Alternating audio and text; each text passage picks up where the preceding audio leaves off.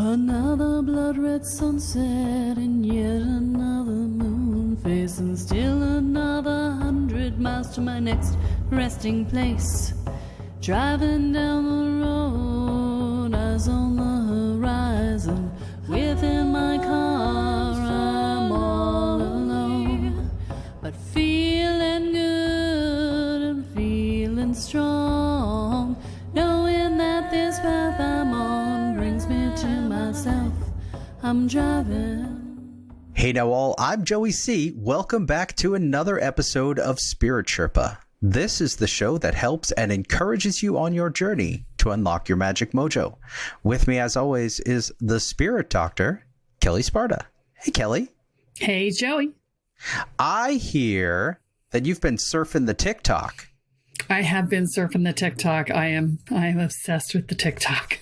Everybody is obsessed with the TikTok right now. I'm obsessed with the TikTok. I love the TikTok. Oh my God, it's so bad. I tried to go to bed last night and I saw that my husband had sent me a couple of TikToks and I jumped on and it turned out to be 35 TikToks. And so an hour later, I went down the TikTok rabbit hole and went to bed at like 1 a.m. So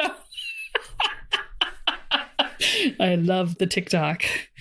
There's actually one TikTok content provider who I adore.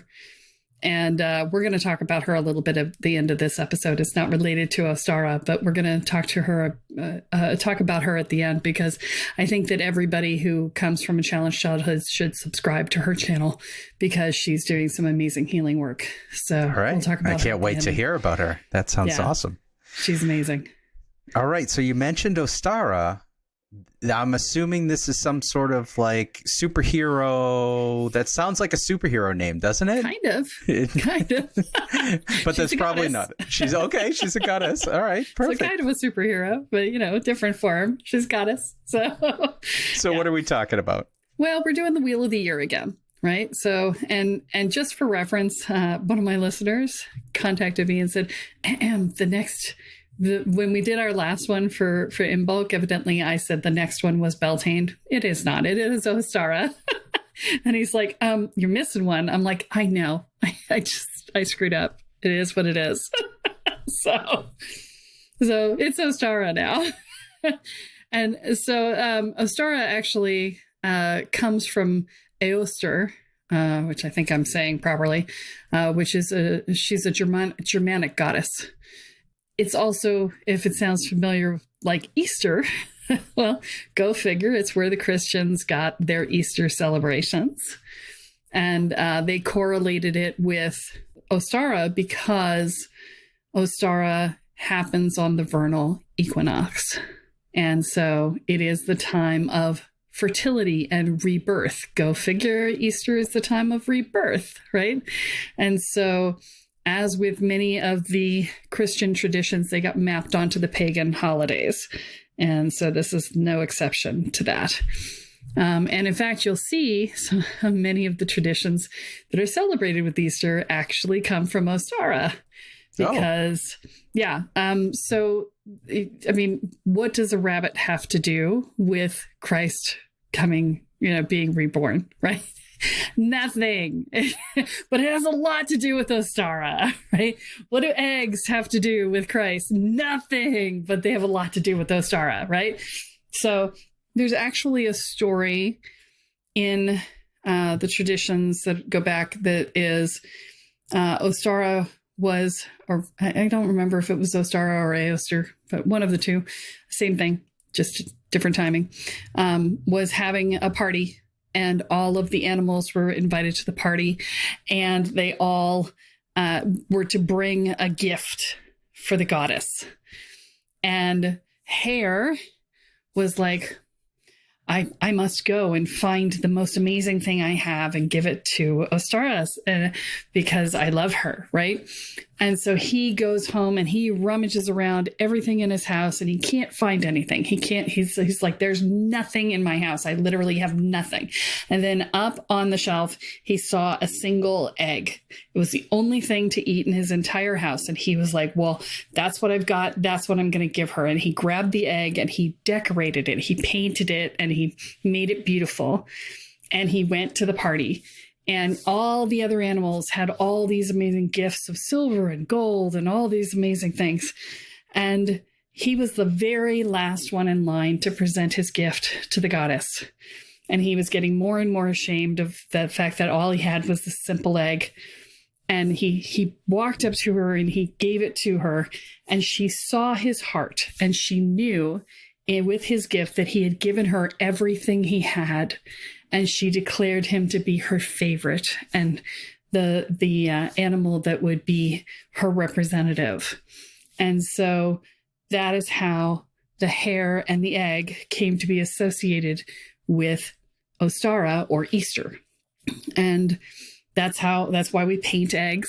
That's why we have Easter egg hunts, right? You know, that's why we do all of the things that we do. And Ostara is a time of fertility, right? It's a time, it's the beginning of spring. It's the first day of spring. And so it is the time when we are looking at what is going to come to fruition. What are we planting? What is going to come up? Maybe a little early for planting, depending upon where you are in the world. Speaking of which, if you're in the Southern Hemisphere, these dates are very different because your seasons are backwards to ours, right? They're different. And so what I'm talking about in this Wheel of the Year is Northern Hemisphere. If you're in the Southern Hemisphere, you're going to have to shift everything 180 days because you're having winter when we're having summer and so on, right? From a temperature seasonal thing. Yes, because these are seasonal holidays. And so you want them to follow the Wheel of the Year based on your seasons. It's not about the dates. It's about correlation to the cycles of the earth. And so I apologize if I didn't say that earlier, but you really, I'm, have my own bias of where I've always lived.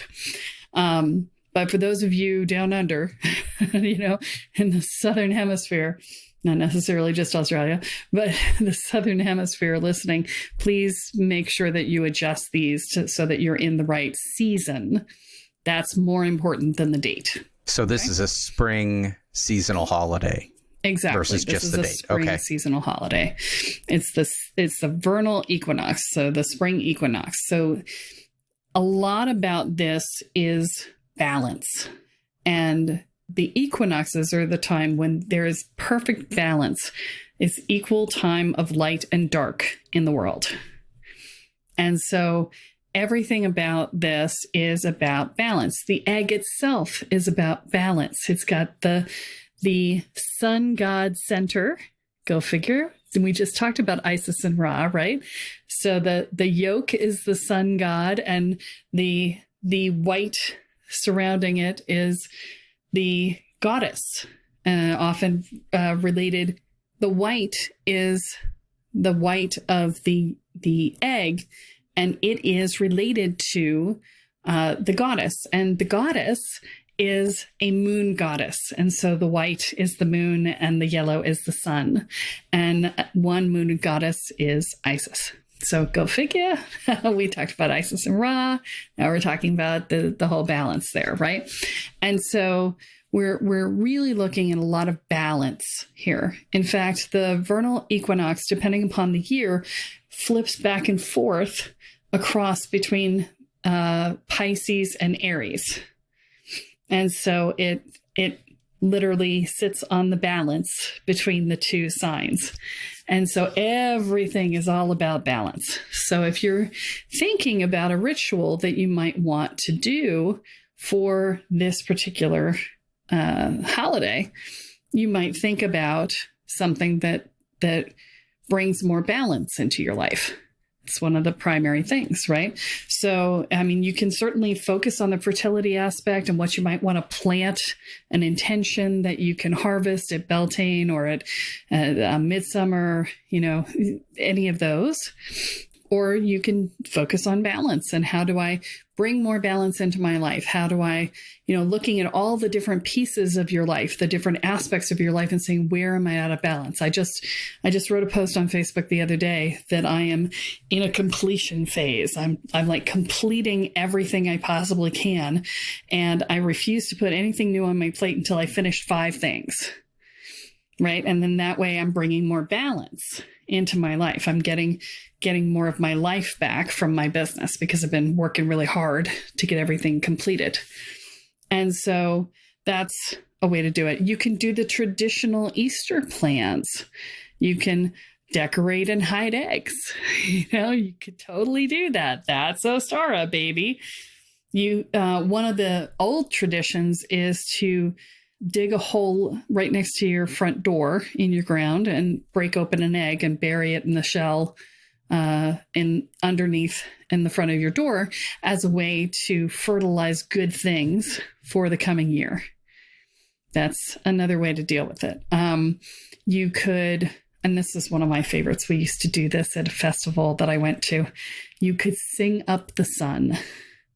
Some people draw down the sun just like you draw down the moon, but I like to sing up the sun. And what that means is that you get up before dawn and you go someplace in nature and you sing until the sun rises.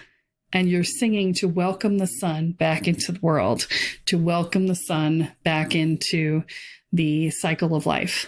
Right. To technically the sun's been coming back since Yule, but now it's really getting to a point where it can actually bring life. Right. And so singing up the sun, whether you do it on Ostara or anywhere else, it's a beautiful thing to do, especially if you do it with a group of people, because I have really fond memories of sitting on a dock on a lake singing up the sun with a bunch of people from a pagan event I was at. And I was just like, oh, it was so awesome. So I highly recommend that. Are there any specific songs that people would use to do this that would fall into this time of year, or chants or something along those lines that they would use? We used to do Dona Nobis. Dona Nobis Pacem Pacem. Dona Nobis Pacem, which is beautiful when done with the round. And so you get 2 or 3 voices going on that, and it is stunningly gorgeous, right? And it's just, bring me peace, right? It's just about peace. And so, you would sing things that would be related to your intentions for the coming season. So your welcoming back of the sun is also setting your intentions. Is that planting that you talked about, that taking advantage of the fertility of the season? You could do that. You could also do the Isis Astarte, Diana Hecate, the goddess chant is a wonderful chant to do for Ostara, because when you're singing up the sun, because it's Ostara, it's the goddess. So the goddess chant is a lovely thing to do. The sun itself is masculine, but you're singing the night away as you're singing the sun up at the same time. So there's a balance there as well. That's the other balance piece, right? Is that you're sitting on the edge between night and day. And this is one of the beautiful things about celebrating the Wheel of the Year, is that you're connecting into nature at a level that really has you start to see the correlations in things, the perfect balance in an egg between yolk and white, the perfect balance in between night and day, at dawn and at dusk, the perfect balance. And these start to stretch across multiple levels, and you start to see things at a very deep scale when you connect into Earth in this way. And that's the other thing that you can do as part of these celebrations, is that you can actually take time to connect into the earth spirits in your area. And there is Mother Earth, Gaia, and then there is the earth spirits of your local area, and they have a name and I never remember what it is, but you can look it up.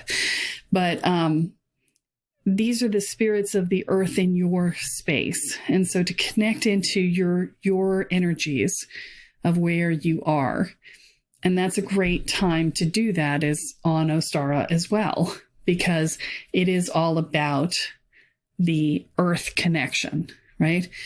You want to do something different, go to a petting zoo, connect with the animals, right? Because animals are part of the earth. Go to the forest, take a hike, go out in the woods, go to the ocean, wherever you are, right? Go to the desert. Doesn't matter where you are, just go to nature and spend time with her, right? And if you want to do something more simple, if you're living in the north and it's really cold, right? And you're like, I don't want to go outside. It sucks. Okay, fine. You don't have to. You could make an altar for Ostara, and you could create your intentions and put them on the altar, right?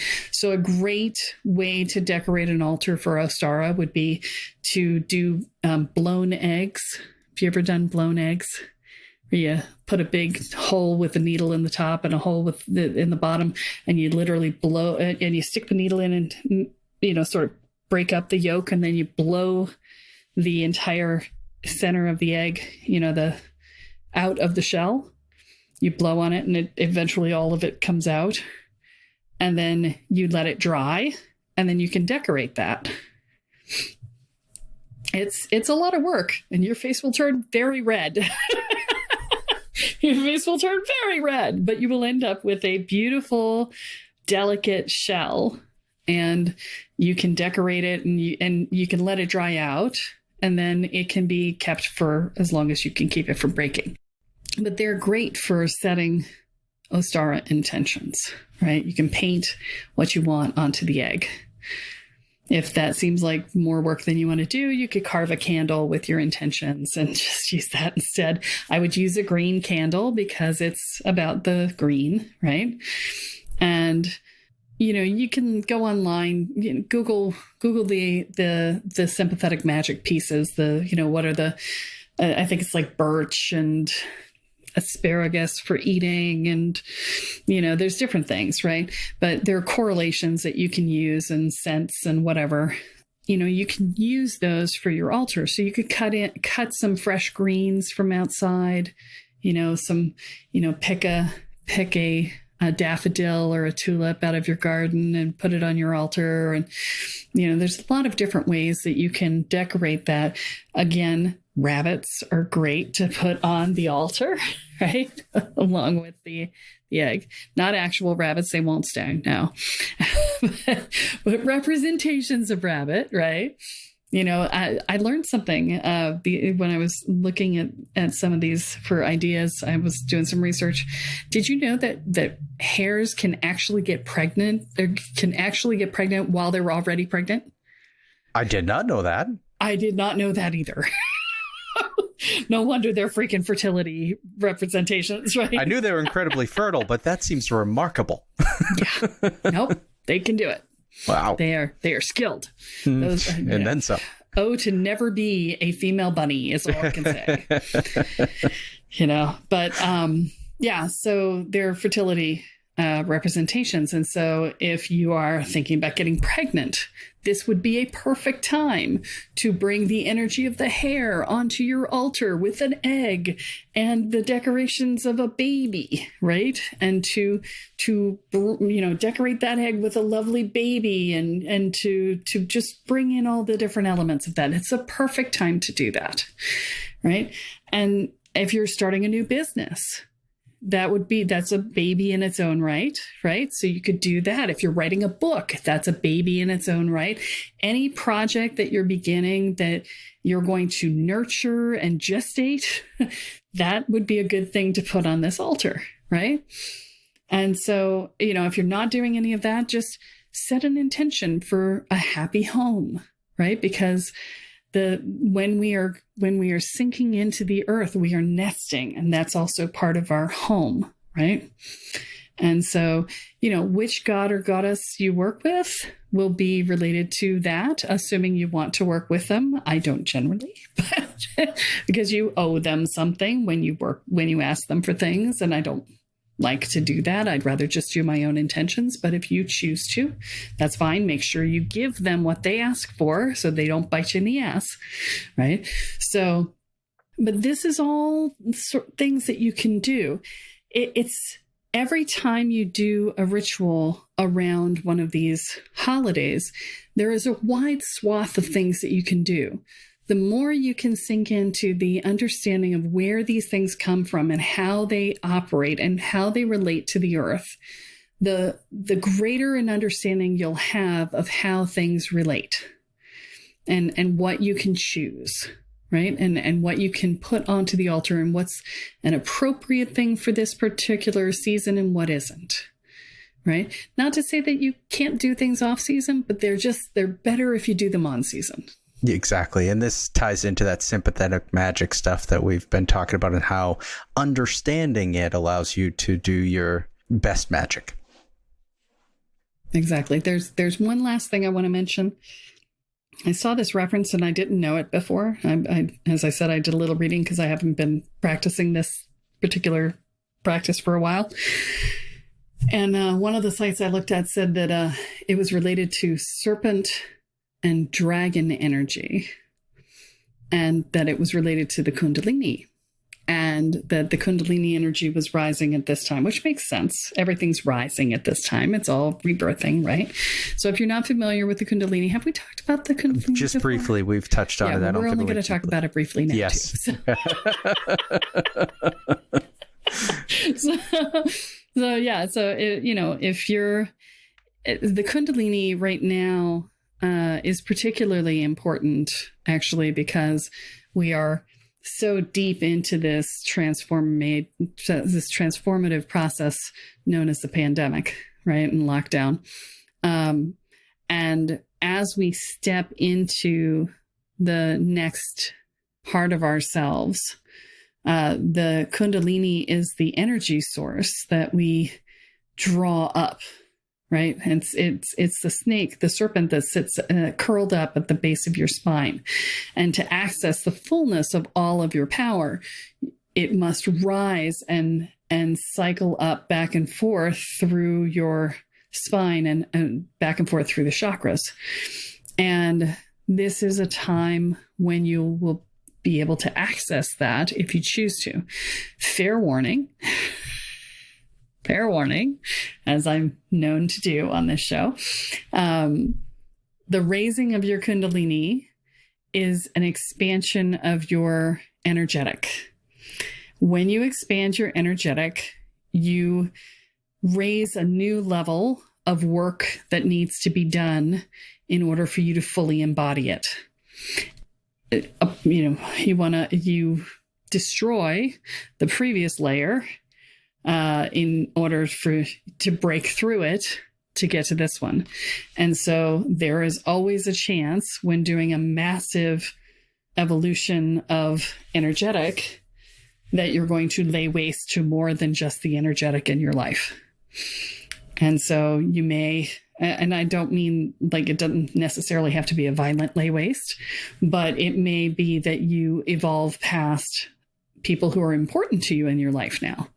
And you may have to change the nature of your relationship or discontinue your relationship because it's just not a fit anymore. And so every time you evolve, there's always that risk. So, be careful what you ask for is what I'm saying.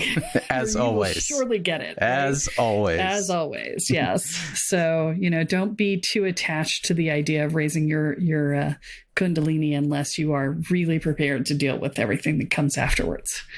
And if you push it too far, too fast, you can also fry yourself, which we've talked about ad nauseum on this show. So, yeah. And there's a lot of guided Kundalini meditations and things like that out there. A lot of good ones that people could find. All right. Well, we have learned another spoke in the wheel of the year. We are rolling literally through the year here. And we have a lot to focus on.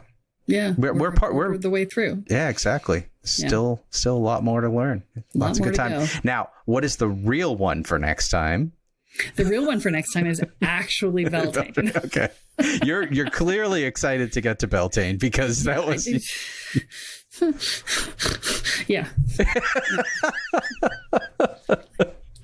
All right. Before we go into wrap up here, I want to, because I'm very curious. I want to hear about this TikToker you teased us on at the beginning of the show. Yes. So I sent you her name because I don't know her actual name. So I'm going to ask you to pull that up and read it, but I'm going to talk about her for a minute while you go do that. But she is, so if you're not a TikTok listener, there are different areas of TikTok, and it's not places, it's just, hashtags, right? But she's one of the hashtag moms, and one of the TikTok moms. She is a brilliant healer. Okay, before you get too deep into her, I do want to give the name so that people can have some reference. Her name is @_REHFAN _Rayfan. Okay. She is a brilliant healer. She is carrying the universal mother energy, that unconditionally loving mother energy. And I don't even know if she's aware that she is a brilliant healer, to be honest, but she is. And she makes videos, and some are, food, water, medicine, make sure you're taking care of yourself, right? And some of them are more intimate. And the ones that I've seen that are the ones that are the most healing, and for those of us from challenged childhoods, we need this. I just want you guys to be really clear. We need this. The ones that you're looking for, if you want to just start to feel what she's doing, are the ones where she's laying down in bed, looking at you like she's got her hand on her face going, how you doing? You okay? You don't want to get out of bed? That's okay, baby. I love you anyway, right? And if you will open yourself up to take this in, this will heal you in ways that you can't imagine right now. I have done a massive amount of work on healing this, and I saw one of these and I burst into tears, and a whole new level of grief came out of me and love came in. And this woman is amazing as a healer, and I just really wanted to share her with you guys because she's putting it out there for free, and you can just take the energy and heal with it, and she is brilliant. @_REHFAN N as in Nancy _ Okay, I am going to check her out. I don't do the TikTok nearly as much as you, clearly, but we will check that out. And folks can, if they've got other things like this that they might be enjoying that are in the spiritual realm and stuff like that, they can share them in the Facebook group, right? Absolutely. The Spirit Sherpa by Kelle Sparta Facebook group is where you can share those. You can also ask questions, give me ideas for episodes. We are always looking for episode concepts. And please, I got a message the other day from someone who said, oh my God, I absolutely love you. I've been getting so much out of the podcast. How can I help? And the best ways to help are to rate your podcast in your podcast app, and to make positive, if you can write a review in your app. Some apps you can, some you can't, but if you can write a review, that helps a lot. And anytime you're in a Facebook group or a Quora and you're answering a question or whatever, you can link to different episodes and just tell your friends to tune in. Yep. Sharing is caring. Sharing is caring. Post it on your Facebook page and say, oh my God, this was amazing, right? And then that way you'll have more people who want to talk to you about it. Exactly. Awesome. Well, this has been great. Anything you want to add before we go into the final close here? Another great way to celebrate Ostara would be to focus on letting love in for the next season. I love that. Letting love in. It's so key. And we all need that right now. Fits with your TikTok friend. I think that's perfect all around. All right, folks, that is all that we have for this week. But be sure to join us next time as Kelle adds another chapter into your guide to energy, magic, and the spirit world. I'm Joey C, here with Kelle Sparta, and you have been listening to Spirit Sherpa. So long, everyone. Bye. Each mile I travel over 13,000 now. Spirit Sherpa is the sole property of Kelle Sparta Enterprises and is distributed under a Creative Commons BY-NC-ND 4.0 license. For more information about this licensing, please go to www.creativecommons.org. Any requests for deviations to this licensing should be sent to kelly@kellesparta.com. To sign up for or get more information on the programs, offerings, and services referenced in this episode, please go to www.kellesparta.com. This episode of Spirit Sherpa has been produced by Honu Voice Productions, with post-production by Christopher Wright. Into my home.